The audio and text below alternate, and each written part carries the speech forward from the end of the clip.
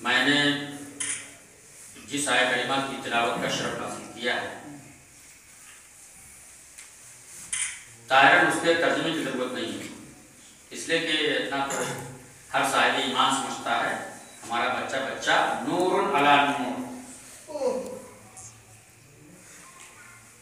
اس لیے کہ آج کی تاریخ کی مناسبت سے اس سے بہتر آیت مجھے نظر نہیں کیوں؟ اس لیے کہ رسول بھی نور ہیں، امام بھی نور ہے، اور آج جو ہے رسول کی بھی آمد ہے اور امام کی بھی آمد ہے۔ جب دو نور کی آمد ہے تو اس سے بہتر کیا کہا جائے کہ آج کی تاریخ نور علی نور ہے۔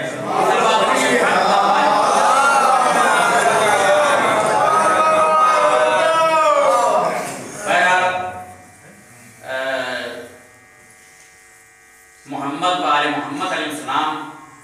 کی اگر معرفت حاصل کرنی ہے تو سب سے پہلے آپ حضرات کی معرفت عالم انوار سے ہونی چاہیے۔ دیکھیے ہم آپ کی جب سوانح حیات لکھی جاتی ہے ایک عام انسان کی، جب کوئی سوانح حیات زندگی نامہ لکھا جاتا ہے تو زیادہ سے زیادہ ولادت سے اس کا آغاز کیا جاتا ہے، اس کے بعد جو ہے طفولیت، اس کا بچپن، اور پھر اس کی تعلیم، اور یہ سب ولادت اور بچپن طفولیت وغیرہ کا زمانہ یہ سب تو لوگ بس ایسے ہی خوش فہمی میں جو ہے لکھ دیتے ہیں، ورنہ بلکہ تعلیم کا زمانہ میں اصل جو سوانح حیات ہوتی ہے وہ جب تعلیم حاصل کرنے کے بعد، پڑھنے لکھنے کے بعد جو ہے انسان کسی خاص عہدے پہ پہنچ جاتا ہے، کوئی خاص ڈیوٹی، کوئی خاص سروس انجام دیتا ہے اور کوئی خاص کارنامہ انجام دیتا ہے، تو وہ اصل اس کی زندگی ہوتی ہے نا۔ لیکن محمد و آل محمد علیہ السلام کی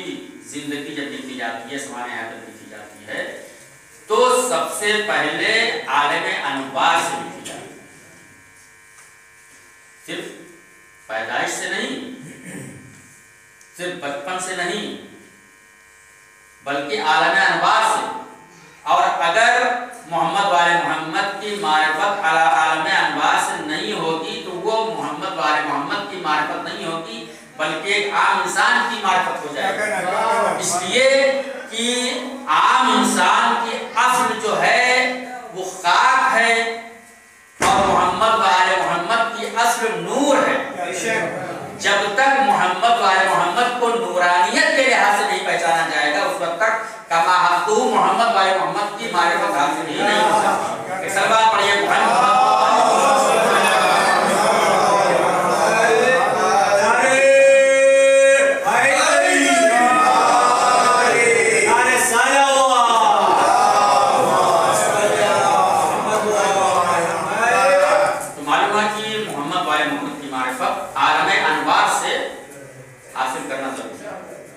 صرف پیدائش سے نہیں، پیدائش سے پہلے عالم ارواح، عالم انوار،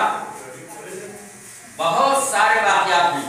ہیں، تو اس لحاظ سے، اس نسبت سے محمد والے محمد کی معرفت حاصل کرنا نورانیت کے لحاظ سے یہ ضروری ہے۔ تو اب آئیے دیکھیں کہ اس سلسلے میں جو ہے ہمارے نبی کریم حضرت محمد مصطفیٰ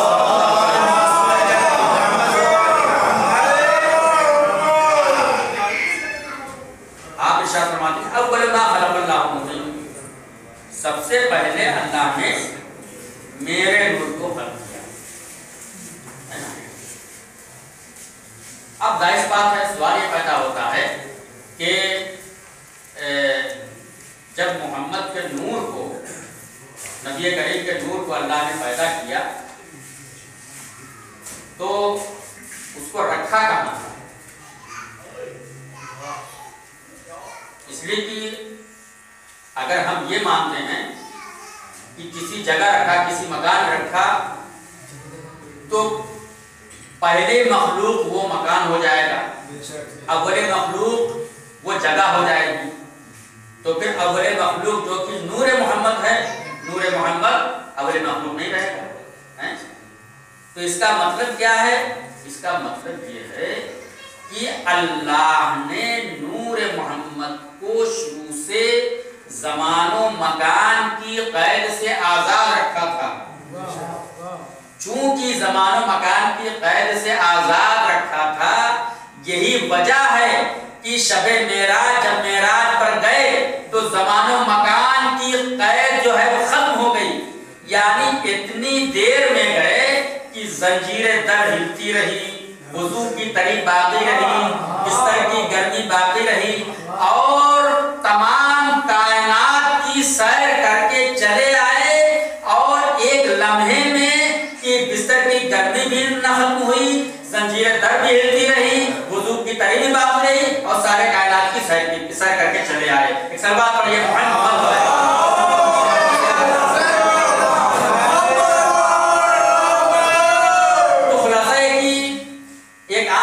جسمانی حیات جو ہے اس کی پیدائش سے لکھی جاتی ہے، لیکن عالم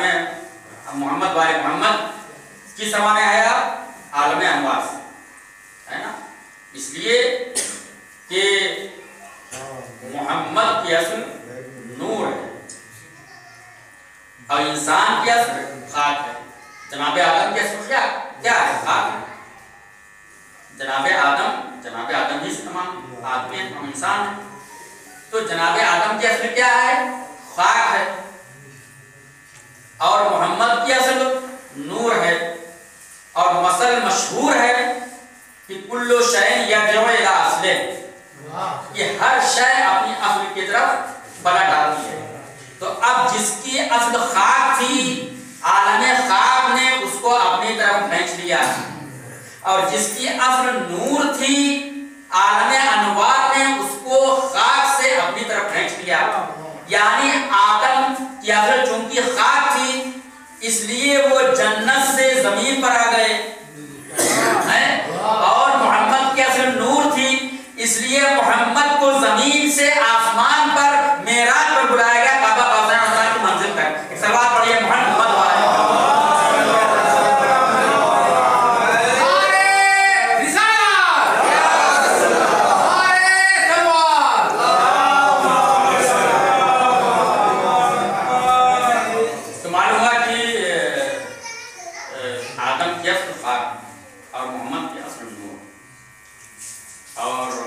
یہی وجہ ہے کہ جب جناب آدم کو جو ہے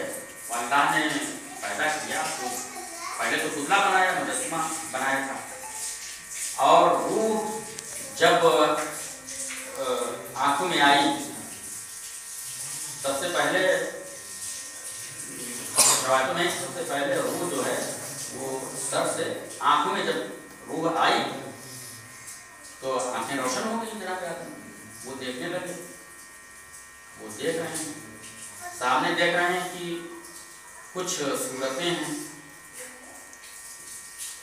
اتنے میں جو ہے وہ پھر روح جو ہے اور بڑھتی گئی، یہاں تک کہ زبان تک پہنچی۔ جیسی زبان تک پہنچی تو فوراً پکارے کہ بار الہ، یہ میں کیسی صورتیں دیکھ رہا ہوں جو میری صورت پر ہیں؟ یہ کون افراد ہیں کہ جو میری صورت پر ہیں، جن کو تو نے میری صورت پر پیدا کیا؟ تو ایک مرتبہ آواز قدرت آئی کہ آدم توبہ کرو، یہ تمہاری صورت پر نہیں ہے بلکہ تم خود ان کی صورت پر ہو،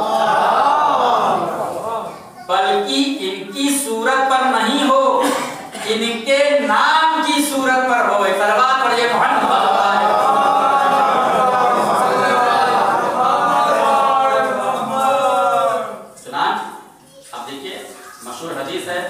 کہ شاید مولا کائنات ہی سے امیر المومنین حضرت علی بن ابی طالب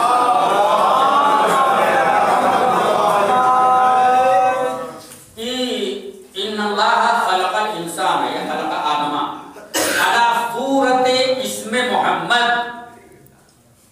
وامر العبادۃ علی صورت اسم احمد، یعنی اللہ نے آدم کو، انسان کو پیدا کیا محمد کے نام کی صورت میں۔ دیکھیے یہ نہیں فرمایا کہ محمد کی صورت پر، محمد کی صورت پر نہیں فرمایا، بلکہ علی صورت اسم محمد، محمد کے نام کی صورت پر انسان کو پیدا کیا۔ چنانچہ آپ دیکھیے کہ یہ انسان کا جو سر ہے یہ محمد کے میم کے مانند ہے، میم کی صورت پر ہے نا، اور یہ دونوں ہاتھ جو ہیں یہ محمد کی ہے کی صورت پر ہیں، اور شکم جو ہے بطن یہ محمد کی دوسری میم کی صورت پر ہے، اور دونوں پاؤں جو ہیں یہ محمد کی دال کی صورت پر ہیں۔ یعنی پورے انسان کو اللہ نے محمد کے نام کی صورت پر پیدا کیا ہے۔ ایک کلمات پڑھیے محمد والے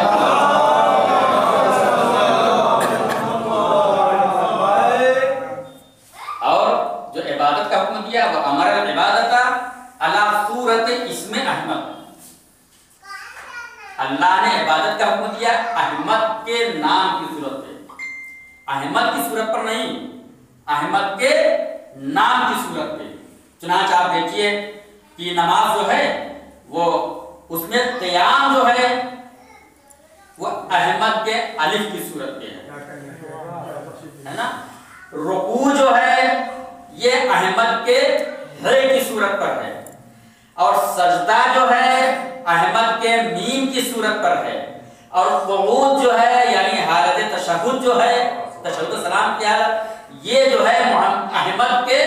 دال کی صورت پر ہے۔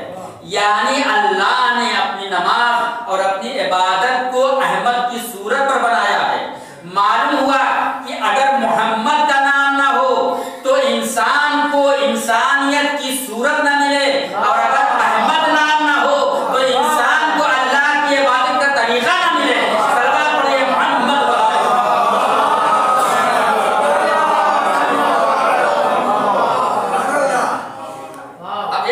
شعر جو ہے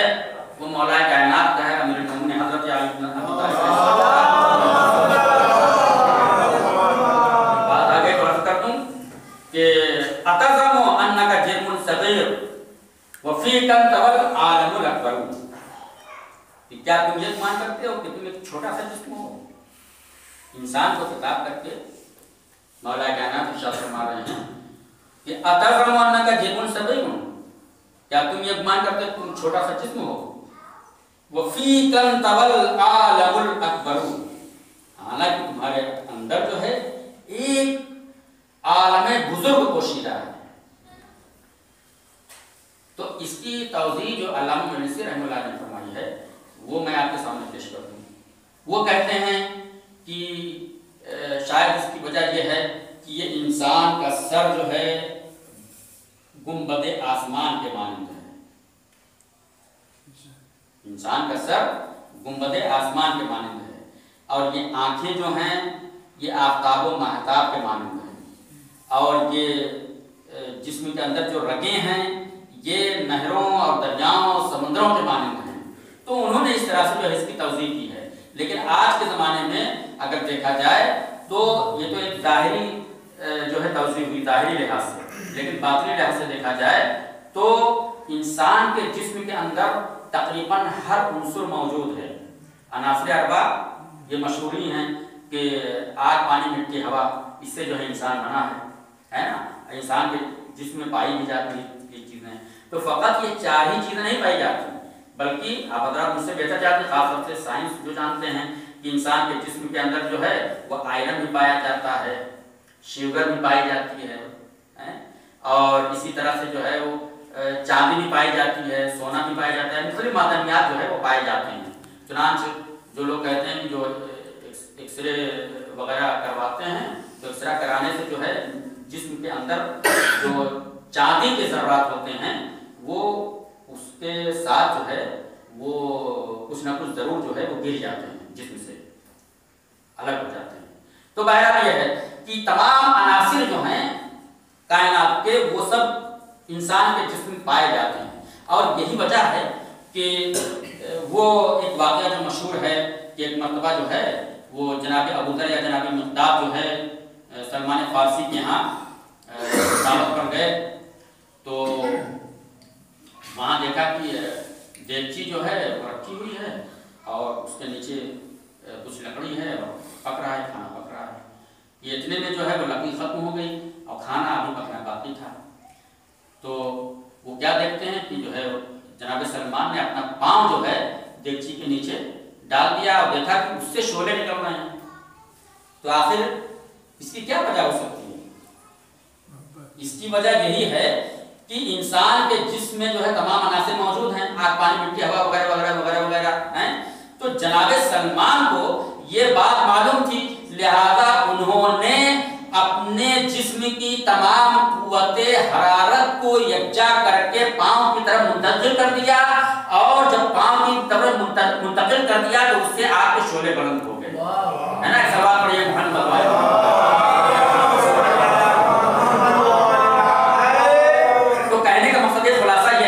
इंसान के जिस्म में जो है तमाम अनासिर मौजूद हैं।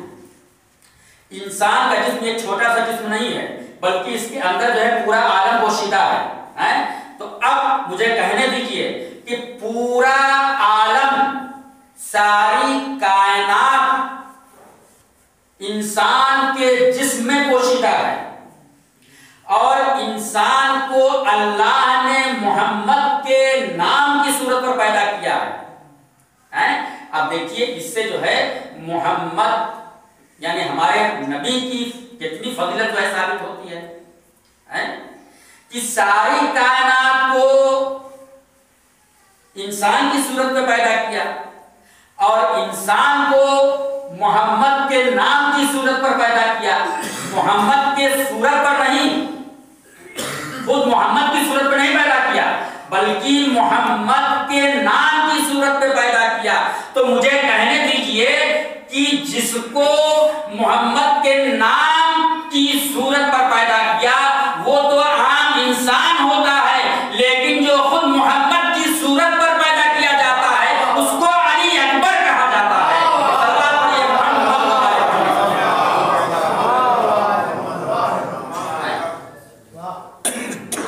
ये तो जो है अब इससे अंदाजा लगाइए कि हज़रत अली अकबर की फजीलत क्या है, कि जिनके लिए इमाम साहब ने फरमाया कि सूरत और सीरत दोनों में मेरे नाना रसूल खुदा की शक्ल। एक सलवात पढ़िए मोहम्मद।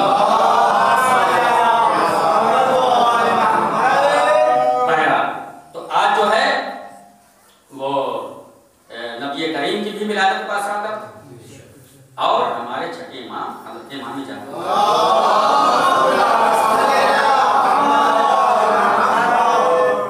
जब पूरी दुनिया जहालत और जाहिलियत की तारीकी में डूबी हुई थी, तो अल्लाह ने उस तारीकी और उस झूठ के दौर में नबी सादिक को भेजा। और जब वो जमाना आया कि एक तरफ जो है बनी उमैया बनी अब्बास को झूठा कह रहे थे, बनी अब्बास बनी उमैया को झूठा कह रहे थे, तो अल्लाह ने अपनी तरफ से अपना नुमाइंदा बनाकर इमाम की सूरत में छठे इमाम को भेजा कि जो जाफर सादिक थे, ताकि जिस तरह से जाहिलियत की तारीकी तमाम जुल्मत रसूल के दौर में रसूल की रिसालत के जरिए से दूर हुई, उसी तरह से इस दौर में जितनी भी तारीकी है गुमराहियों की, झूठ की, बातिल की, वो इमाम जाफर सादिक के जरिए से जो है दूर हो जाए। इस सवाल पर यह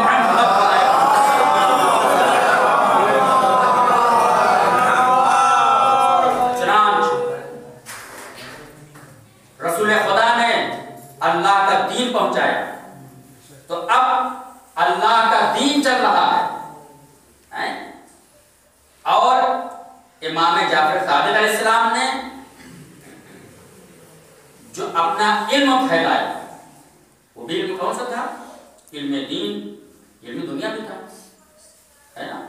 تو اب میں آپ کو یہ بتا دوں کہ آج کی اس دنیا میں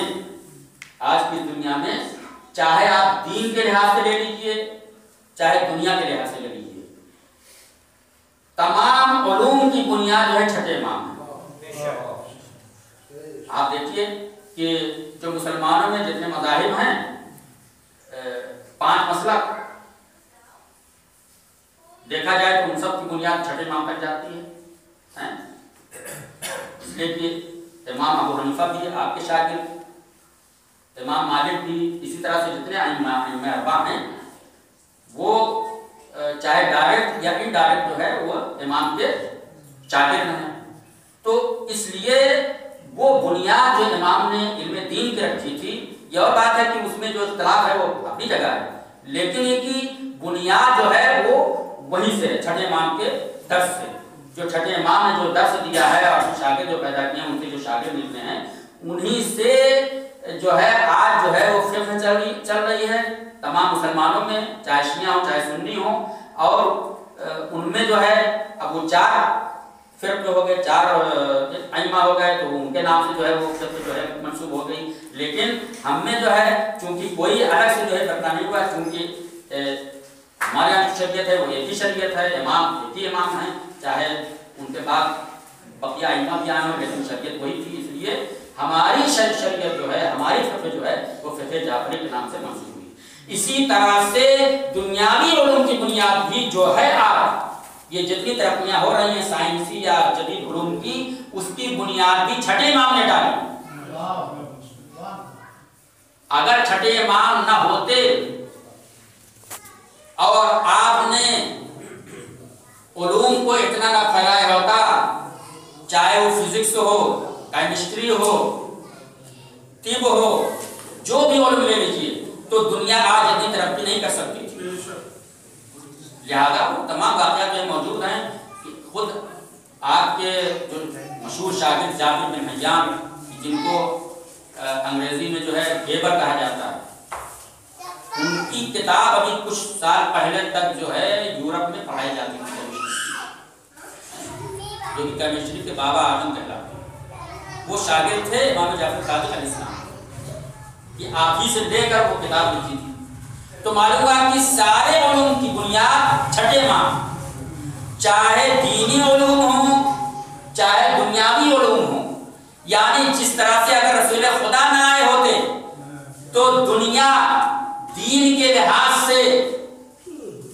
گمراہ ہو جاتی، گمراہی رہتی، اسی طرح سے اگر چھٹے امام نے علوم کو نہ پھیلایا ہوتا تو یہ دین مٹ گیا ہوتا، دین کے لحاظ سے بھی اور دنیاوی علوم کے لحاظ سے بھی۔ آج اس دنیا میں تاریکی ہی تاریکی ہوتی، جہالت ہی جہالت ہوتی۔ امام نے آ کر تمام علوم کو پھیلا کر دنیا میں روشنی پھیلا دی، اس لیے کہ ایک نور وہ تھا کہ جس نے اس وقت تاریکی دور کی، ایک نور یہ نور امامت ہے کہ جس نے قیامت تک کے لیے تاریکیوں کو دور کیا۔ لہذا